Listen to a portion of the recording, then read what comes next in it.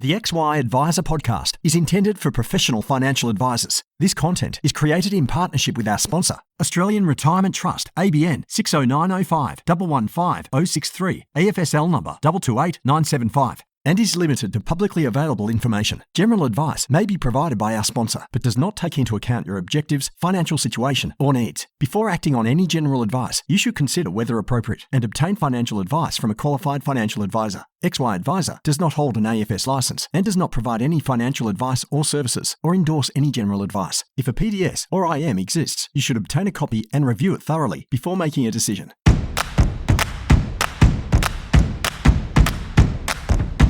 Welcome to the XY Advisor podcast, a global community of financial advisors sharing and learning with one another to drive the positive evolution of financial advice. To get involved, go to xyadvisor.com or simply download the XY Advisor app.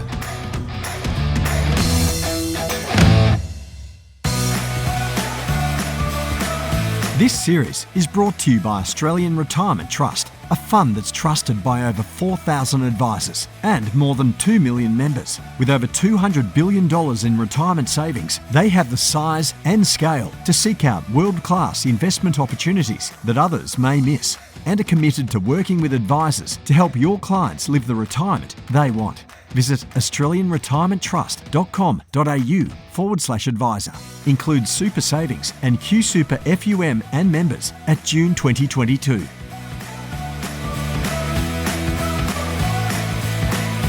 Hello and welcome back to this series on the art of building trusted relationships. Now, trust is an unconscious feeling which is felt by somebody, and building trust is complicated. And thanks to the research, in this episode number 3 of our 4-part series, we hear from our panel of speakers on the third area of trust, reliability. Let's get into it. Welcome back to this, the third episode in our series on the art of building trust. I'm joined again by Andrew. Welcome back. Oh, great to be here. Thanks, Fraser. Thank you for being here. Now, we're talking about reliability in this episode. Let's kick it off. What are the traits and what should advisors be looking at when it comes to reliability? So reliability, again, is part of that authenticity, the predictability stack of the great 4 big trust drivers. And it's one of the most powerful parts of trust-based behavior. If you can be relied upon, then you become a really important part of somebody's tribe. If you look around your tribe right now, I mean, I've got a tribe and my close friendship group is about 5 people, some of whom I love absolutely, but they are absolutely unreliable and I wouldn't expect them to be reliable. And there's 2 or 3 of them who are completely reliable. And the joke question that I have amongst my friendship group is, if you've killed someone and you've got a body to bury, who do you call? And you're always secretly pleased when one of your friends says, well, I call you. And you think, oh, yeah, I'd call you too. And sometimes you think, I wouldn't call you. You're just hopeless. But anyway, I still love you.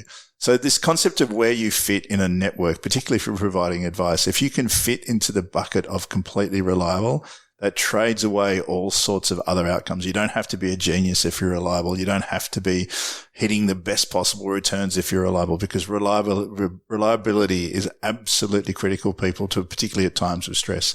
Who's part of the network that you can trust? And reliability is a great entry to that at a time when it comes. So there's all sorts of clues to reliability, which is really important to understand. There's absolutely small clues. One of the great things that's going on at the moment, I have a couple of advisors because I'm lucky enough to have core data in different countries around the world, and I have an advisor in the UK. My advisor in the UK texts me on Wednesday every morning at 10 a.m. That's about 2 a.m. it's 10 p.m. almost in Australia. And I get the text, and I know it's an automated service because I helped him set it up. But it's a really intimate thing that I get from Philip every week on Wednesday saying, hey, just touching base, this is what's happened over in the markets, this is what's going on, this is what we've done. Because we're technically in a managed account with him, because even though they don't call it that over there, that's what's going on. It's really intimate because it's a text and it's, hey, just touching base. This is just what you've done. And it's kind of pushed him into a really reliable spot in our brain. Philip tends to text every Wednesday before 11 a.m. He tends to respond by a text. He has a bunch of automated systems. Even if this automated system is saying I'm out of the office, I'm skiing, which is the last one I got from him. I'll be back to you as quickly. I'll be back to you as quickly. In the meantime, I'm not at the office called Georgia. This is a telephone number. So he's really reliable on all those small things. And it tends to build up to a belief that the person who's reliable on a lot of small things is going to be reliable on the big things as well. So in the way that reliability works is that you tend to leave a bunch of clues. I'll give you an example of something which isn't reliable. I just had a meeting with someone that was supposed to be at 11 o'clock today, and he was half an hour late. He wants me to provide a service to him, but I left after waiting for 20 minutes because I know what the future looks like with this guy. Everything's going to be half an hour late. Everything's going to be on his terms. He won't be forming a partnership with me. He'll be kind of exploiting the relationship. And if he's prepared to be half an hour late for a meeting, which he called and he organised, et cetera, then the future's very uncertain. I mean, if he'd been 10 minutes late, or even if he'd responded to a text and say, I'm stuck, I'm going to be half an hour late, any of those things would work. So I've literally given up business because I don't want to work with someone who's unreliable. It's just not worth it. And I know what the future looks like. It's such a critical indicator of what success is and what's going on. The really interesting bit about this is there's a huge amounts of evidence, and a lot of this evidence is really old, that you can build systems which make your process reliable. And if you build those systems, then your business becomes easy to work with, easy to buy, and easy to understand. And people with reliable systems have a much higher tolerance to price. So it's an integer for quality, and a quality is an integer for high price. Yeah, wow, that's really cool. And obviously the opposite of, as you just mentioned, the opposite is unreliability. Now I wanted to ask you a little bit about the stacking of that reliability versus the stacking of unreliability, because it seems like you only have to be unreliable once or twice, and that's the end of it. Whereas reliability can take more occasions. Well, it's a very interesting thing. So the minimum reliability equations is 3, right? And this is actually something that the Greeks knew about, and they called it the trust bank. You had to build deposits in the trust bank before you could ask a question of somebody. You had to build the right to ask for someone to support you. And they were literally talking about the ability to call on another tribe if they were attacked by somebody else. So they wanted to build a relationship with the Spartans or the Athenians or the Cretans or somebody else, because they were constantly getting attacked by people, and they wanted to be able to go and say, hey, we need your help. You know, Philip of Macedon is coming down the coast and we need about 600 guys. Are you prepared to spend 600 guys to die on the hill for us? And you had to build that reliability and that relationship because they needed to be able to call on you to be able to do the same thing. It's kind of part of reciprocity and it forms in the same thing. So none of this is new. And they said that they're prepared to have 3 positive integers before they were able to even ask the question. So before they were able to even go and say to them, hey, we need 300 guys to be able to deliver on this. There's so many great examples of that from history that it's not even funny. So minimum of 3, but as many as possible. And then, of course, with the unreliability. Yeah, think of it as a multiplier of 3. So once you've had one bad experience, it's, has the weight of 3. I mean, you've got to go back. You've got to go back to the beginning. Yeah, you've got to start again and build it up again. And it's going to take years. And you're going to have to accept it. You're going to have to give a lot away to build that reliability again. But it's a process. Yeah, I was just thinking that you probably start at a point of neutral, right? And then you got to build 3. But if you get an unreliability, you go back into the negatives.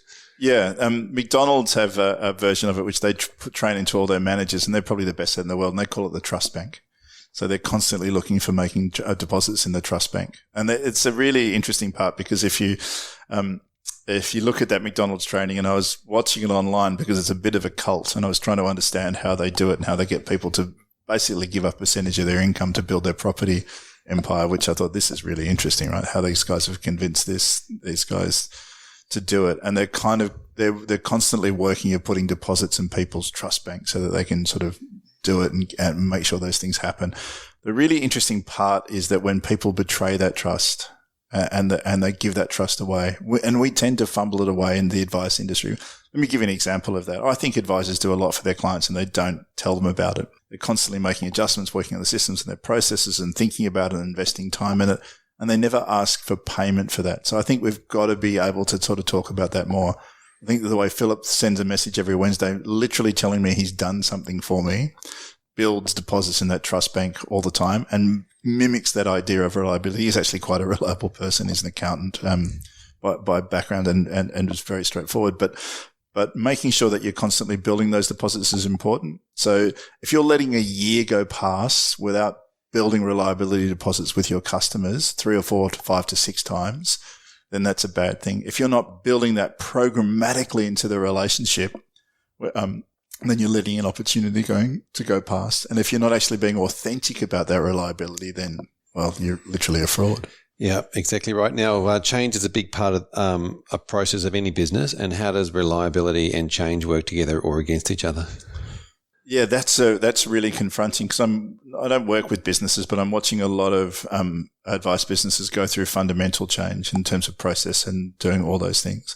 I think you have to be really candid that change is painful, and that change there are going to be mistakes made, and things are going to be harder than they seem for a little while.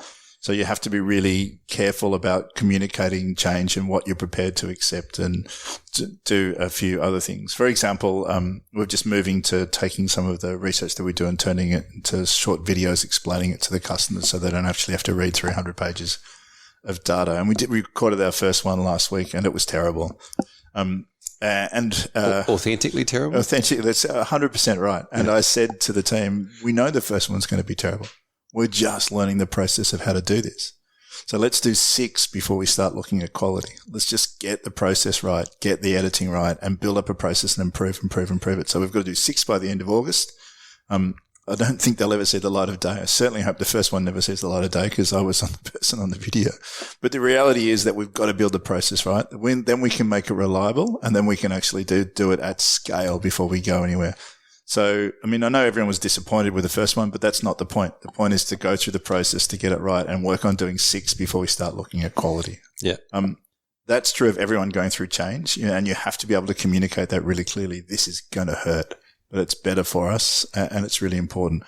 So you've hit on something that I haven't really thought about a lot, but it's certainly true that as a species, we're addicted to transformation, right? And transformation is a really important part of who we are. We're transforming our businesses. We're transforming ourselves. We're transforming our customers' lives. And we have to be really clear about that and do it authentically and reliably. And when we're doing things which are causing change, we have to acknowledge the pain, acknowledge the time, and acknowledge that it's not going to be perfect and that imperfection will increase over time.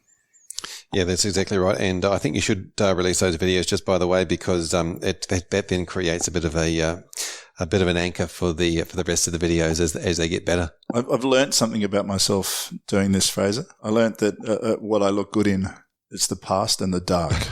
Hey, I love the comment just off topic that everybody says that here is a photo of me when I was younger, as opposed to every other photo of them. Yeah, no one really wants to. Because you don't have it when you're older. No, really, yes. Andrew, thank you so much for chatting to us about reliability. I look forward to catching you in the next episode when we really start talking about the feeling that somebody is acting in your best interest. I'm looking forward to it. Jane, thank you for coming back to us and talking about reliability. Welcome back to the conversation. Hi, Fraser. Thanks for having me.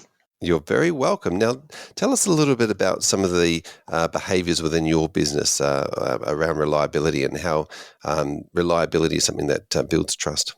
Look, I really communicate with the clients that if there's something they want to talk to me about, if there's a question they've got and it's 10 o'clock at night, I'm happy for them to shoot me a text or send me an email because I don't have the notifications up on my phone.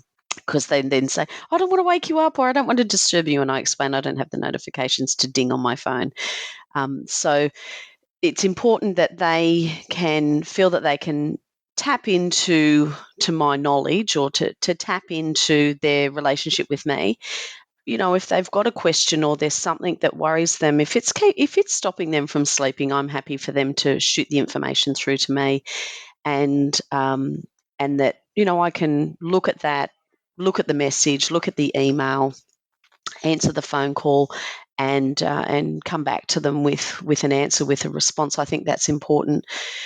And it's important to set expectations and timelines. Obviously, in regional New South Wales, when I'm going from one place to another, I might go and see some clients that are 3 hours away.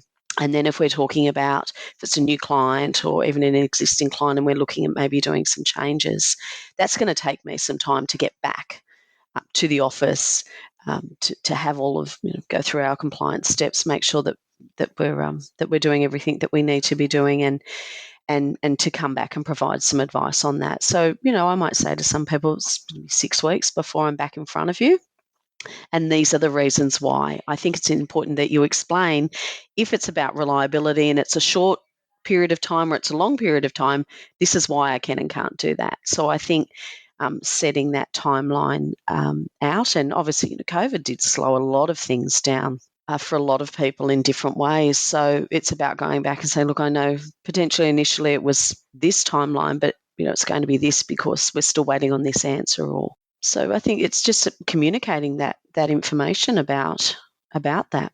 Yeah, so really leaning into the communicating the setting of expectations, I guess, and allowing that people have got that expectation of one thing, and then you're trying to out deliver what you talk to them about. Yeah, that's right. And look, recently I sort of had a bit of a hurdle. My sister passed away unexpectedly about 6 weeks ago, so that sort of threw me out a little bit in lots of ways. And so it was important that I just went back to some people and said, look, this is what's happened. I just need to make you aware of what's happened.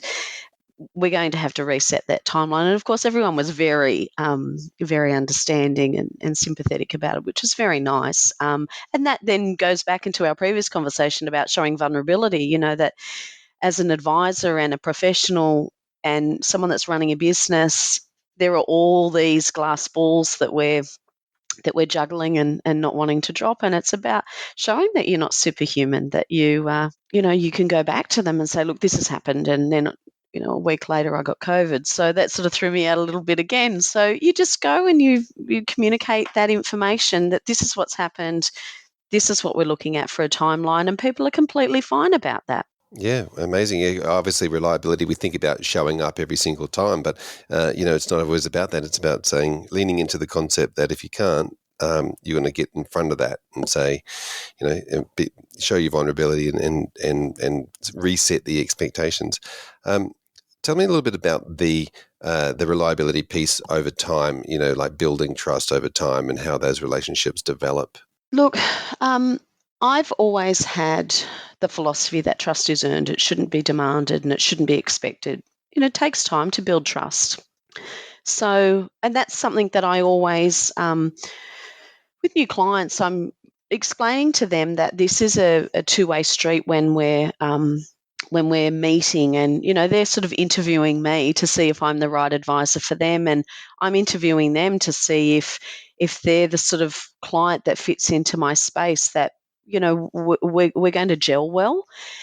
And so I think that setting that expectation, setting all of the information out on the table is very important. And trust is earned over time. And I have clients who will outright say, yes, I trust you. And I say, that's really great, but I still need you to understand. I'm going to explain what we're doing, because at the end of the day, this is your money. This is your pathway. I'm just here walking along with you, holding your hand. So it's a lovely compliment, but in the same sense, they still need to have an absolute understanding of what we're doing and why we're doing that.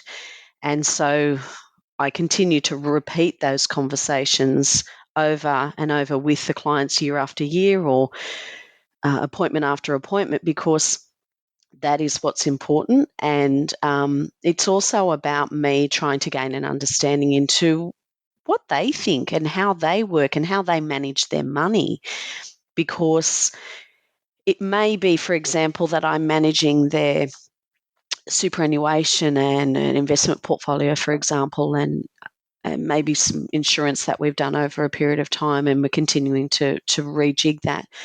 But I also want to understand how they manage their day-to-day money. And if they don't need my help, that's fine. I don't push myself into that space. But if I get a sense that someone is potentially not managing their cash flow as well, I will just continue to encourage them to lean on me if they need help in that space, because we can make success and great results out of some of these other places with the superannuation and the investments.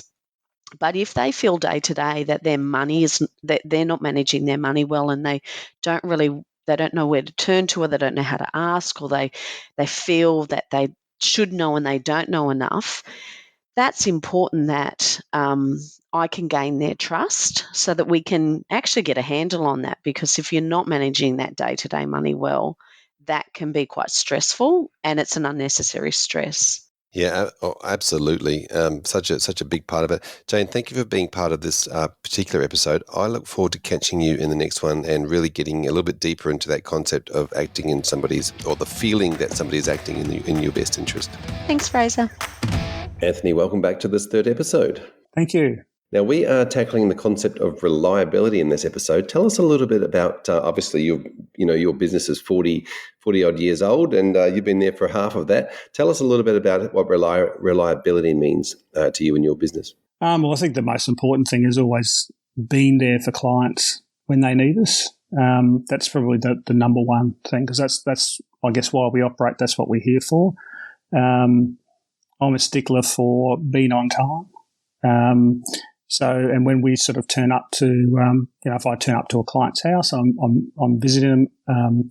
I'm probably one of these people. I'd be half an hour early rather than 1 minute late. So, I might sit out, but I'll also not go in early as well. That can be just as much inconvenience being 5 minutes early. They might be finishing dinner, or, kids to bed, or whatever that, you might be doing. So, you can use that time to, call someone else or do something else.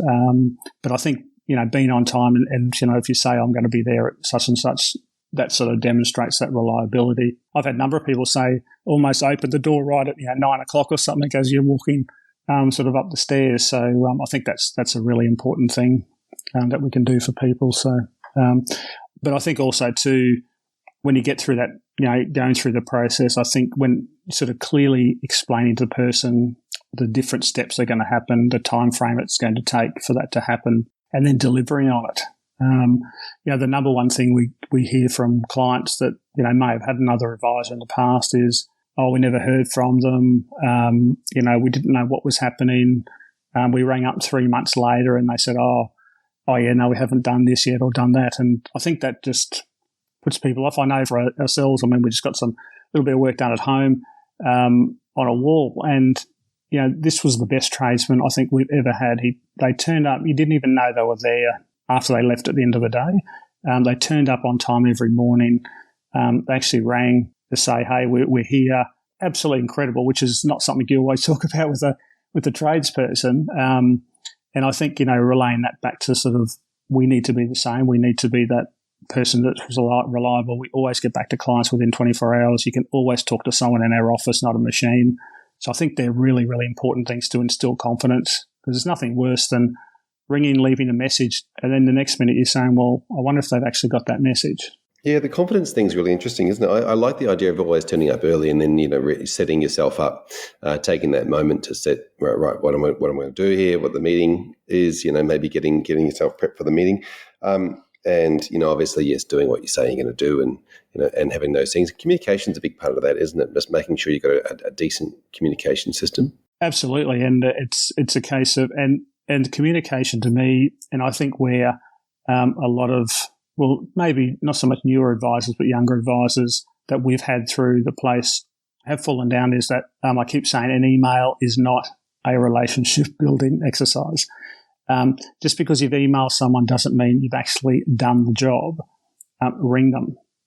You need to use the phone. You need that personal communication. And again, a quick phone call can often save, a lot of time. And it also gives you that opportunity just to have a chat to someone. Is there anything, what's happening, et cetera, et cetera. And so I think that to me is the absolute key. We all get so many emails, but, there's nothing like getting a phone call. I think you respond a lot more positively to a phone call these days. This is probably unusual. It's unusual, not to have to push 15 buttons to actually get through to someone or, so, from that point of view, we're just trying to give people, I guess, the old-fashioned experience where you'd actually turn up or you'd speak to someone, but prior to emails and those sorts of things. So it's funny, isn't it? Emails have sort of lost their personality.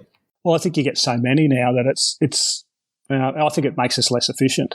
As much as it's good when you need it, but it's terribly inefficient. And I always said, if we could, with our advisors, if we could get rid of the emails, life would be, they'd have better relationships with clients. Clients would be happier.